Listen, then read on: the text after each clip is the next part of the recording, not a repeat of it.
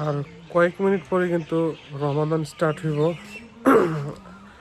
কিন্তু দেখেন, একটু পর রমাদান স্টার্ট হবে, কিন্তু রমাদানকে স্বাগত জানানোর জন্য দেখেন কোনো মুসলিম নেই রমাদানকে স্বাগত জানানোর জন্য।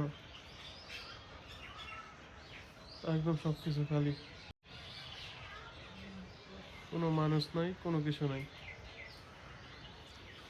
একজন আছে আমার দাদু, তারা সবসময় আসে, তার ওই মসজিদের ভিতরে কিন্তু কেউ নাই। ওই দিক থেকে, নদীর ওই দিক থেকে আজানের ধ্বনি ভাসে আসতেছে। তার মানে বোঝাই যায় আজান দিতেছে, রমাদান কিন্তু স্টার্ট হয়ে গেছে। কিন্তু একজনও নাই। মানুষ কি আসলে জানে না যে আরবি নিয়ম অনুযায়ী আপনার দিনের শুরু হয় মাগরিবের থেকে, শেষও হয় মাগরিবের থেকে। অর্থাৎ আজকের যে দিনটা, এটাই মাগরিবের আজান দিতেছে এখন শেষ, এবং নতুন দিন শুরু হয়ে গেছে। অর্থাৎ রমাদান কিন্তু স্টার্ট হয়ে গেছে আজকের থেকে। এই এখনই কিন্তু শুরু হয়ে গেছে। একটা ঠান্ডা বাতাস রহমতের কিন্তু বইতেছে, হালকা হিমহিম করা, এটা অনুভব করা যায়। পশু পাখিগুলো ডাকতেছে, মশা প্রচুর।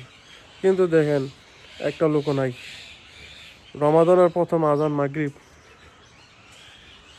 কোনো মানুষ নেই।